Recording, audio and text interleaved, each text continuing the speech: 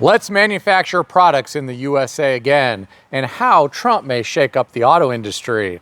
Today, I read an interesting article on foxbusiness.com, written by Kristen Altus, titled, "Steve Madden Announces Plan to Rapidly Move Production Out of China Following Trump Election Win." According to the author, Steve Madden's CEO announced on a post-earnings call Thursday, less than 48 hours after Trump's victory, that the retailer has put a plan into motion that cuts Chinese sourcing up to 45%.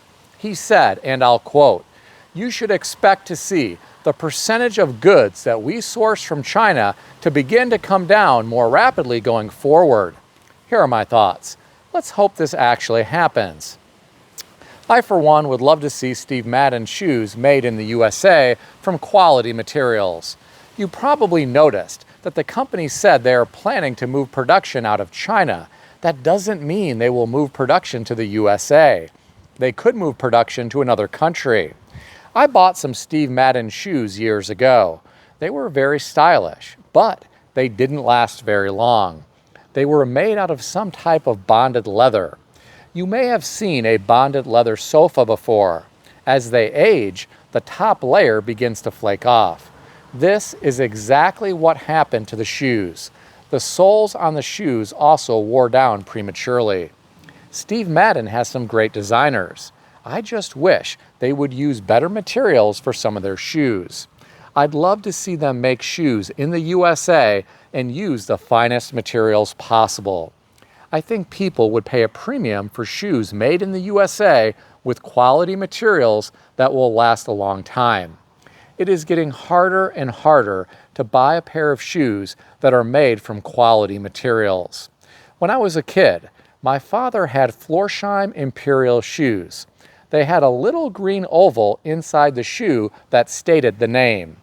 These had thick, solid leather soles. The top grain leather on the upper had a textured pattern with a lot of detail. He had these shoes resoled more than once. The uppers never wore out. As time went on, the quality of these shoes went down. I bought a pair of Florsheim shoes and they wore out prematurely. I was very disappointed. I did some research online and I was able to find the CEO's home address. I mailed him the shoes that wore out prematurely with a letter. In the letter, I talked about how the quality didn't compare to what my father had when I was a child. The CEO wrote me a letter back and copied his secretary. He said she would be in touch with me and she would get me a new pair of shoes in my size. I was really shocked that he took the time to write me back. I'm sure he was probably freaked out that someone mailed him a used pair of shoes to his personal address. I read some of the comments beneath this article. I'll share some of them with you. The first commenter said, "I make every effort I can to avoid purchasing products made in the People's Republic of China. Of course, I'm not always successful." The next commenter said, "I don't care what country you have set up your manufacturing in. If it isn't the US, you should be taxed for bringing in imported goods, since they weren't made in the US. Too many claim Americans should be making a livable wage, whatever that is. But they refuse to pay for products made by those same Americans making that livable wage. Make up your minds, buy cheap junk with your cheap wages, or make America the manufacturing superpower it used to be before our government started letting all of our companies leave and putting thousands of Americans out of work." Another commenter said, "The insane weakness of our current administration is blatantly obvious, and we are seeing companies already adjusting to account for the incoming America First agenda." The last comment that I'll share with you came from someone who said, "My company moved 90% of its Chinese source production back to the US over 4 years ago. The slight increase in the cost of production was offset by a huge reduction in shipping costs." I'm curious, what do you think about all this? Share your thoughts in the comment section below. I read another interesting article today. This one was on yahoo.com, put out by USA Today and written by Jamie L. Larau and Eric D. Lawrence from the Detroit Free Press, titled, "Car Dealer Who Will Be U.S. Senator Says He and Trump Want to Overhaul Car Industry." The author of this article referenced this guy who said, and I'll quote, "Anybody who even has a basic understanding of how the automobile industry works in America would tell you that the secret sauce is the marketplace," noting that sales signal to automakers what consumers want and don't want. But for the first time in automotive history, car companies decided we're not going to pay attention to our customers. We're going to pay attention to our political leaders and make cars people don't want. The money that has been wasted and lost in this move to electric vehicles is just absolutely insane. Ford has lost billions of dollars trying to pacify political leaders that were completely unqualified to be giving any kind of advice. Here are my thoughts. It's great to hear someone saying something that is sensible. I hope this senator and Trump are able to improve the automotive industry. I like his idea of putting in place a new tax code that rewards American companies. His idea is to give American companies that employ American workers a tax break so they can write off American salaries twice. If they pay $10 million in salary and wages, they can write off an additional $10 million. This encourages companies to pay their employees more money. I think it is an interesting idea. American manufacturing needs some help. I keep reading about layoffs in the automotive industry. This is because they can't move their inventory. Their vehicles are too expensive for everyday people to afford, especially in the higher interest rate environment that we are all in.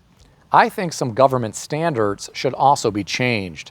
This would allow for more basic vehicles to be manufactured. Change the standards so every car doesn't need to have a backup camera. Just turn your neck and look behind you and use your mirrors. I'm not a huge fan of high-tech modern vehicles. I'm really opposed to owning a rolling video game. I saw a Lincoln Town Car for sale this past week with super low mileage. It was a 2003 model year. I was really tempted to buy it because it was one of the last body-on-frame vehicles made in the USA with a V8 engine and rear-wheel drive. The car has no fancy electronics, no screen on the dash, no Bluetooth. It's just a comfortable vehicle that is easy to repair. The only thing that kept me from wanting to buy it is rust. If you look online and type in Lincoln Town Car rust issues, you'll find a lot of vehicles that have rusty frames and rust around the wheel wells and behind the fenders. If they had coated that steel better years ago when those cars were being manufactured, I would be all about buying one of them today. They are like driving a cloud down the highway, and parts are really cheap. You can replace the air ride suspension with springs if it ever wears out. I really hope some government regulations can change, and I hope automakers can get back to basics and build some cars that people can afford. I'm not talking about junk. I'm talking about building basic transportation that gets decent gas mileage that can be easily repaired. Something like the old Toyota Corollas that were smaller than the current versions. The models with crank-up windows and manual locks. Just a basic car with an automatic transmission, cruise control, and air conditioning. You really don't need anything else. Put a rock-solid engine and transmission into it that is going to last for several 100,000 miles, price it around $20,000 or less, make the wearable parts easy to replace. For example, put the alternator right in front of the engine, in a spot where you can easily change it out. Leave plenty of room around the starter so it can easily be changed. Put the heater core and air conditioning compressor in areas where they are easily accessible. Give it some nice styling, and I think something like this would sell like hotcakes. But what do I know? I'm just some guy on YouTube, and maybe I'm just stuck in the past.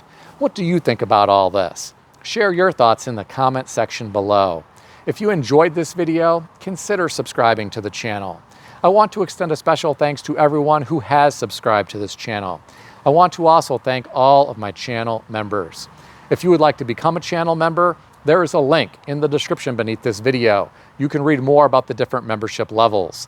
Please also check out some of the great books that I suggest you consider reading in the description below. I've included Amazon affiliate links to these books. As an Amazon associate, I earn from qualifying purchases. Stay healthy and wealthy. I'll see everyone in the next video.